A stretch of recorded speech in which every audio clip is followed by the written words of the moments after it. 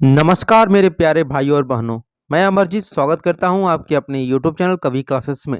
मित्रों, आज हम लोग जो हमारा सेशन होने वाला है करंट अफेयर्स का, यह हमारा सेशन 8वां है। इससे पहले हम लोग 7 सेशन हल कर चुके हैं। अगर आप लोगों ने इन 7 सेशन को नहीं हल किया है तो आप लोग जो प्लेलिस्ट बनी है वहां पे जाकर के इन वीडियो को देख सकते हैं और अपने नॉलेज को और गेन कर सकते हैं। यह सेशन जो इंपॉर्टेंट होने वाला है वो स्पेशली मैं बीएड एंट्रेंस एग्जामिनेशन के नजरिए से बना रहा हूं। और यह बीएड कौन से, यूपी और बिहार बीएड, स्पेशली मैं यूपी और बिहार बीएड दोनों के लिए करंट अफेयर्स ला रहा हूं, ताकि दोनों ही जो स्टेट एंट्रेंस एग्जामिनेशन होते हैं बीएड के लिए, उसमें यह पूर्ण रूप से प्रश्न आ सके। तो आज हम लोग जो हल करने वाले हैं करंट अफेयर्स टेस्ट 8 को, तो चलिए शुरू करते हैं आज के अपने सेशन को। आज का प्रश्न नंबर 1 है कि निम्न में से कौन से देश में हाल ही में महारानी एलिजाबेथ का शासन खत्म होने पर विश्व का सबसे नया गणराज्य बना है। यानी कि जहां पे ऐसा कौन सा देश है कि महारानी जो एलिजाबेथ हैं उनका शासन खत्म हो चुका है और एक नया गणराज्य बना है। तो ऑप्शन नंबर ए दिया है जमैका में, ऑप्शन नंबर बी है इंग्लैंड में, ऑप्शन नंबर सी है बारबाडोस, या ऑप्शन नंबर डी है बेलीज। तो सही आंसर है आपका ऑप्शन नंबर सी, यानी कि बारबाडोस में क्या हुआ है कि महारानी एलिजाबेथ का जो शासन है वह खत्म हो चुका है। अगर हम बात करें बारबाडोस की, तो जो बारबाडोस है वह कैरिबियाई द्वीप है। कौन सा द्वीप है आपका? कैरिबियाई द्वीप है। और इसके अलावा अगर हम बात करें कैरिबियाई द्वीप के अलावा क्या है, तो यहाँ पे महारानी एलिजाबेथ का शासन था और अब क्या है, उनका शासन खत्म हो चुका है। अब बारबाडोस के जो गवर्नर है वह जनरल सैंड्रा मेनन है। कौन है आपके? जनरल सैंड्रा मेसन है। ठीक है, तो ये अब क्या है, यहाँ के ये हो गए आपके गवर्नर जनरल हो गए, जिनकी नियुक्ति एलिजाबेथ द्वितीय के द्वारा की गई थी, क्योंकि ये अब यहाँ पर अपना शासन खत्म कर रही हैं। ठीक है, अगला प्रश्न है आपको, एकदम बिल्कुल आराम से आप लोग हल करिए और प्रश्न को समझने की कोशिश करिए। मैं एक प्रश्न के साथ आप लोग को चाहता हूं कि 1 से 2 प्रश्न जो है वह करंट अफेयर्स के तैयार हो सके। यानी अगर हम 20 प्रश्नों को हल करें तो हमारा लक्ष्य होना चाहिए कि कम से कम एक सेशन में 30 प्रश्नों का हमारा एक जो कह सकते हैं कि सीरीज है वह तैयार हो सके। तो यहाँ पे दूसरा प्रश्न दिया हुआ है, निम्न में से किस देश ने हाल ही में विश्व में अपनी सैन्य उपस्थिति बढ़ाने के लिए फ्यूचर सोल्जर आधुनिकीकरण योजना की शुरुआत की है? एक फ्यूचर सोल्जर नाम का योजना है, यह योजना किस देश के द्वारा शुरू की गई? सिंपल सा प्रश्न ये है। ऑप्शन नंबर ए दिया है जापान के द्वारा, ऑप्शन नंबर बी दिया है इंडोनेशिया, ऑप्शन नंबर सी है इंग्लैंड, या ऑप्शन नंबर डी है यूनाइटेड किंगडम। तो आपको पता है कि यूनाइटेड किंगडम में इंग्लैंड आता है, तो इंग्लैंड तो पहले ही खत्म हो जाएगा। ठीक है, अब बात करते हैं यूनाइटेड किंगडम, यहां पे क्या होगा, आपका सही आंसर होगा। ठीक है, यानी कि यूनाइटेड किंगडम यूके के द्वारा यह फ्यूचर सोल्जर योजना शुरू की गई है। जो यूनाइटेड किंगडम है, हाल ही में अपनी सैन्य उपस्थिति बढ़ाने के लिए इसने एक आधुनिकीकरण जो कह सकते हैं योजना है वह शुरू की है।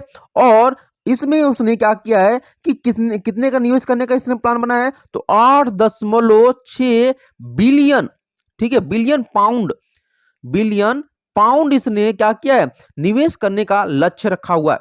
तो समझ सकते हैं कि आप लोग कितना यह अपने जो फ्यूचर सोल्जर योजना है इसमें निवेश कर रहा है।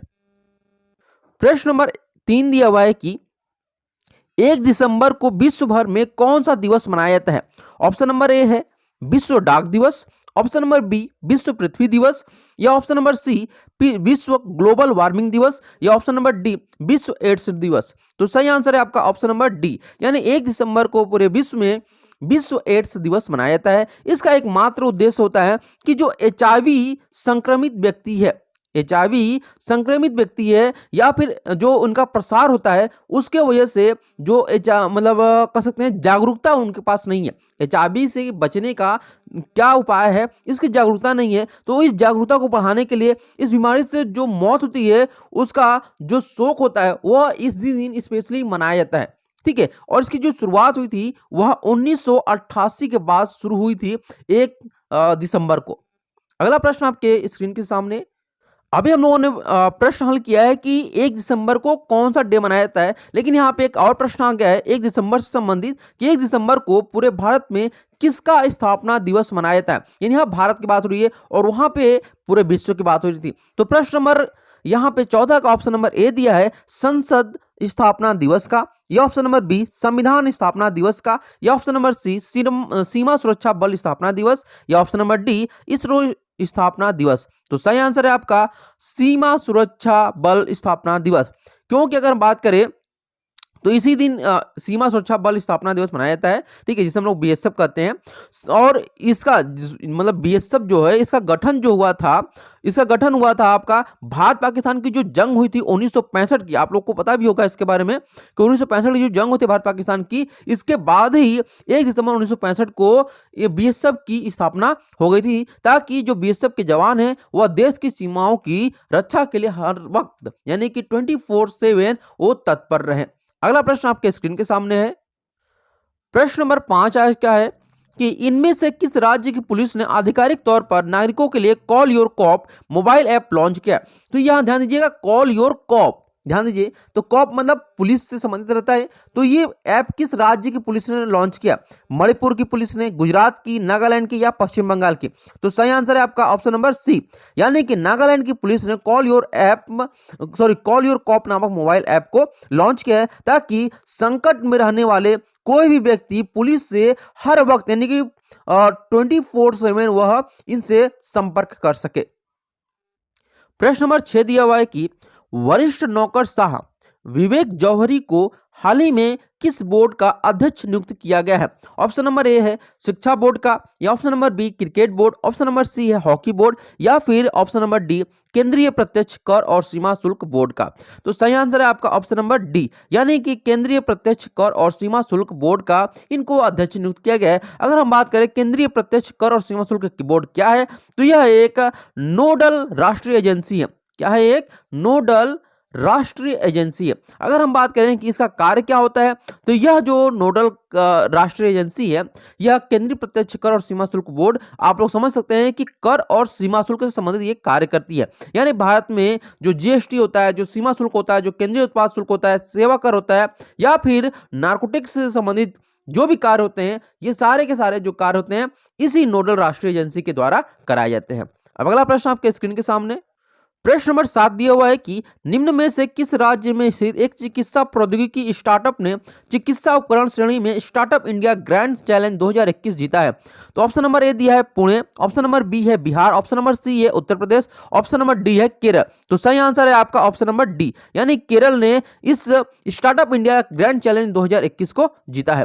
अगला प्रश्न आपके स्क्रीन के सामने, प्रश्न नंबर 8 दिया हुआ है कि हाल ही में वर्चुअल माध्यम से, ठीक है, वर्चुअल माध्यम से जैसे जूम और गूगल मीट होते हैं ना, उसी प्रकार से इंडिया यंग वाटर प्रोफेशनल कार्यक्रम का आयोजन किया गया था। तो यह आयोजन जो था वह कौन सा संस्करण है? ठीक है, कौन सा संस्करण है? पहला संस्करण है, दूसरा संस्करण है, तीसरा है, या फिर चौथा है? तो सही आंसर है आपका ऑप्शन नंबर ए, यानी कि यह पहला संस्करण था। प्रश्न नंबर 9 दिया हुआ है कि ट्राइफेड ने हाल ही में किस मंत्रालय के सहयोग से ट्राइब्स इंडिया कॉन्क्लेव का आयोजन किया था?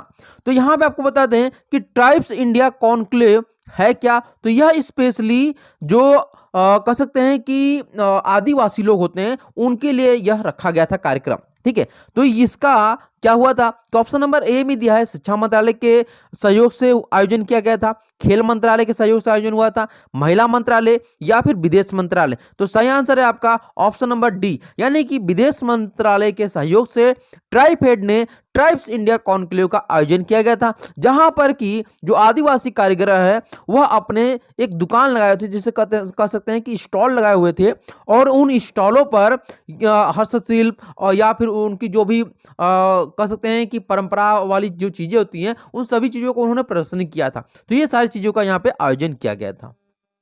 प्रश्न नंबर 10 दिया हुआ है कि निम्न में से किस राज्य ने हाल ही में पर्यटन स्थानों में 7 जिलों की चुनिंदा स्थानों पर स्ट्रीट प्रोजेक्ट यानी कि STREET स्ट्रीट प्रोजेक्ट करने की घोषणा की है? तो ऑप्शन नंबर ए दिया है महाराष्ट्र, ऑप्शन नंबर बी दिया है राजस्थान, ऑप्शन नंबर सी है गुजरात, ऑप्शन नंबर डी है केरल। तो देखिए मेरे प्यारे भाई और बहनों, यहां पे सही आंसर आपका होगा डी, यानी केरल। अगर हम बात करें स्ट्रीट का, तो स्ट्रीट का मतलब क्या होता है, अर्थ क्या होता है? तो एस से हो गया आपका सस्टेनेबल, हो गया सस्टेनेबल। सेकेंड है आपका टी, क्या होगा टी से? तो टेंजिबल हो जाएगा। उसके बाद है रिस्पॉन्सिबल, क्या होगा आपका? रिस्पॉन्सिबल। फिर इसके बाद आपका है यहां पर थर्ड है ई, ई का मतलब होता है एक्सपोनेंशियल, और यहाँ पे अगला ई जो है उसका मतलब होता है इथनिक। क्या होता है? इथनिक। उसके बाद टी से हो जाएगा टूरिज्म हब्स। तो ये आपका फुल फॉर्म होता है स्ट्रीट का। एक बार फिर से मैं बता देना चाहता हूं, sustainable, tangible, responsible, experiential, ethnic और टूरिज्म हब्स, ये आपका फुल फॉर्म होता है, और इसको जरूर आप लोग कॉपी में नोट कर लीजिएगा आप लोग। प्रश्न नंबर 11 दिया हुआ है कि अंतर्राष्ट्रीय दूरसंचार संघ और किस विभाग ने हाल ही में भारत आईटीयू संयुक्त साइबर डील 2021 की शुरुआत की है? तो ऑप्शन नंबर ए दिया है शिक्षा विभाग ने, ऑप्शन नंबर बी है रेल विभाग ने, नीति आयोग ने, या फिर दूरसंचार विभाग ने। तो सही आंसर है आपका ऑप्शन नंबर डी, यानी दूरसंचार विभाग और अंतर्राष्ट्रीय दूरसंचार संघ ने दोनों ने ही मिलकर के भारत आईटीयू संयुक्त साइबर डील 2021 की शुरुआत की है। अगला प्रश्न आपके स्क्रीन के सामने, प्रश्न नंबर 12 दिया हुआ है कि 2 दिसंबर को पूरे भारत में कौन सा दिवस मनाया जाता है? राष्ट्रीय कैंसर नियंत्रण दिवस, राष्ट्रीय तंबाकू नियंत्रण दिवस, राष्ट्रीय ड्रग्स नियंत्रण दिवस, या फिर राष्ट्रीय प्रदूषण नियंत्रण दिवस। तो सही आंसर है आपका ऑप्शन नंबर डी, यानी कि राष्ट्रीय प्रदूषण नियंत्रण दिवस। ये इस दिन मनाया जाता है। ये मनाने का मेन उद्देश्य क्या है कि इस दिन क्या हुई थी कि गैस त्रासदी हुई थी। क्या हुई थी? एक गैस त्रासदी हुई थी, और उसी की याद में इसको मनाया जाता है।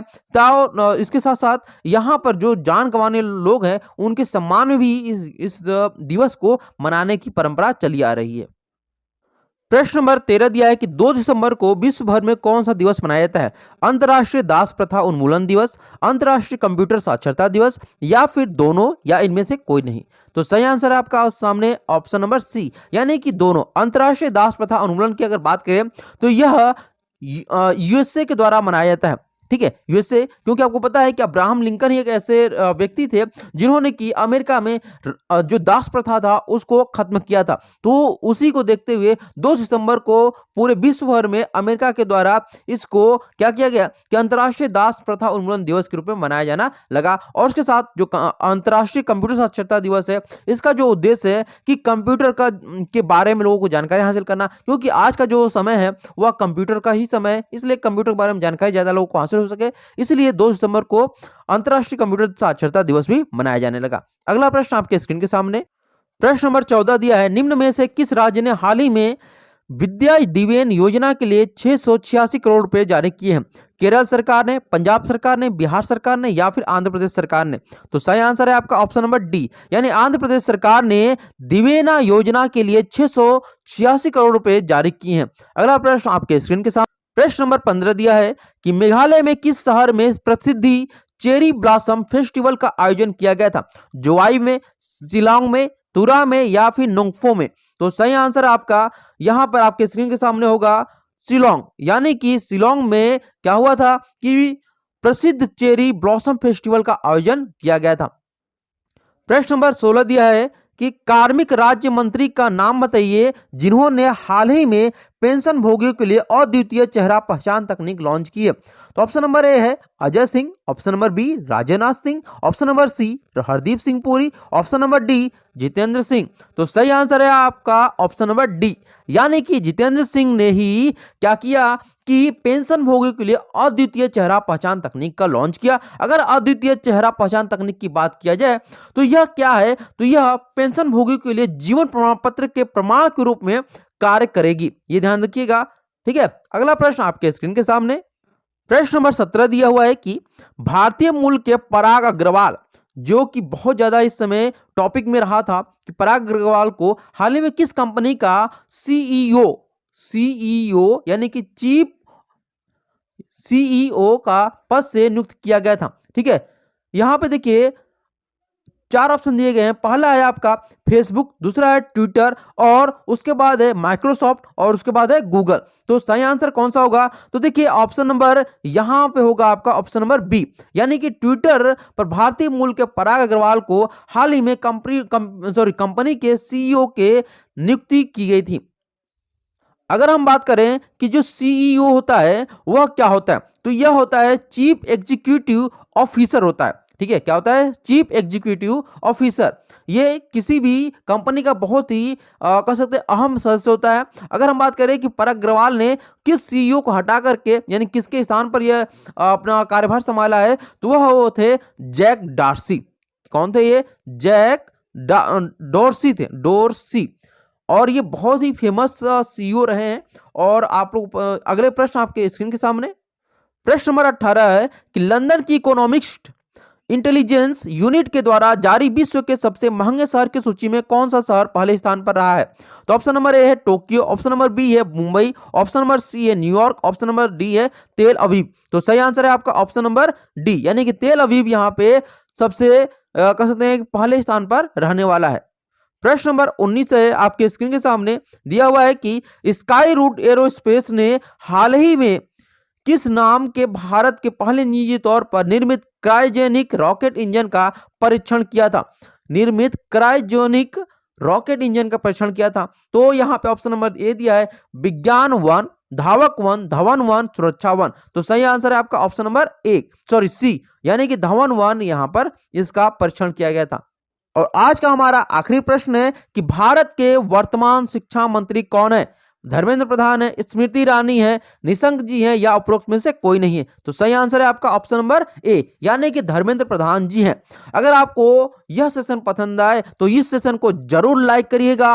और अभी अब तक आप लोगों ने हमारे YouTube चैनल कवि क्लासेस को सब्सक्राइब नहीं किया है तो जरूर सब्सक्राइब कर लीजिएगा, ताकि आपको इसी प्रकार की बहुत ही स्पेशल जो जीके है, करंट अफेयर्स है, आपके BEd entrance sorry entrance examination के लिए, उसके लिए यह बहुत ही फायदेमंद होने वाला है। तो चलिए शुरू करते हैं और अगर मिलते हैं फिर अगले वीडियो में और एक नए टॉपिक के साथ, एक नए करंट अफेयर्स के साथ। Thank you so much for watching this video.